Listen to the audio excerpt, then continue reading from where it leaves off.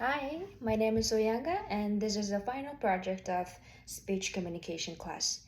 So today I'm gonna talk about my personal experience where I felt nervous speaking in front of people. So, yep. So to be honest, I really do think I have the glossophobia. Glossophobia, right? Yeah, I think I'm right. Because every time when I have to talk in front of people, like I felt I feel like really nervous. Like, yeah, that's my problem. I really can't like do that. It's like one of my fears to speak in front of people. So one time, it was like a long time ago, like few years ago when I was back in my country and I was in my medical school. I was senior student. So I had to it was my like thesis presentation, like my final.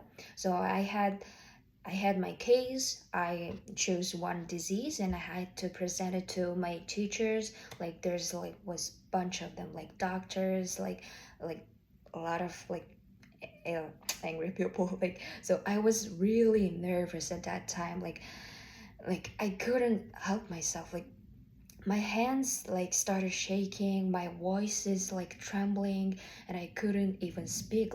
And I like getting like I'm keep getting forgetting my things, really important things I had to say. So it was a terrible nightmare. So back then, like looking back, if I knew the visualization techniques back then, it could have helped me a lot. Like if I imagine myself like speaking confidently, that would have like I felt more like prepared and I would be more or less like anxious.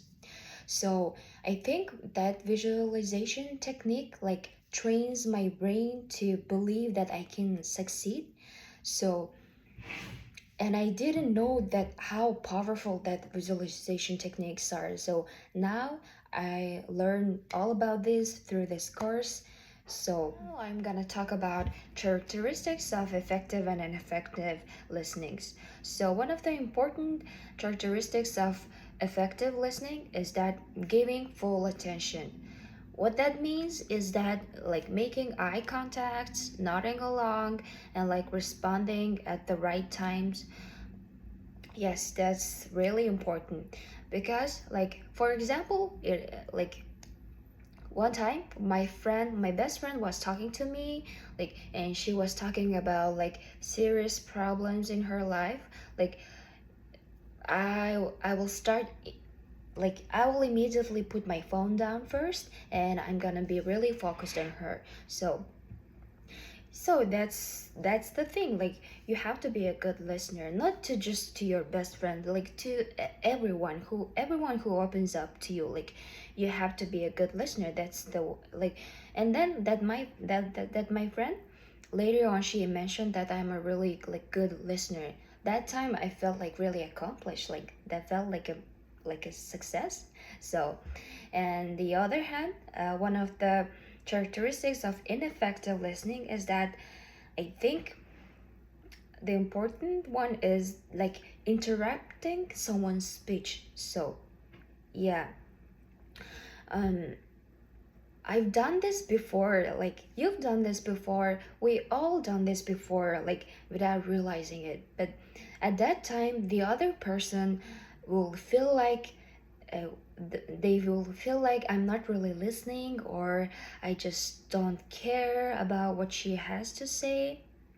And that kind of behavior like builds like a wall between like it shut downs the communication. It will give a distance in a relationship. All right, those skills I learned through this class is really helpful in everyday life. Yes, for example, like in school, as I mentioned before, visualizing success before a big test or a presentation can reduce your stress. Or, for example, at work, listening carefully can build trust in between the coworkers and in personal lives. Being a good listener can make your relationships more stronger. Yes, I think we all agree on this.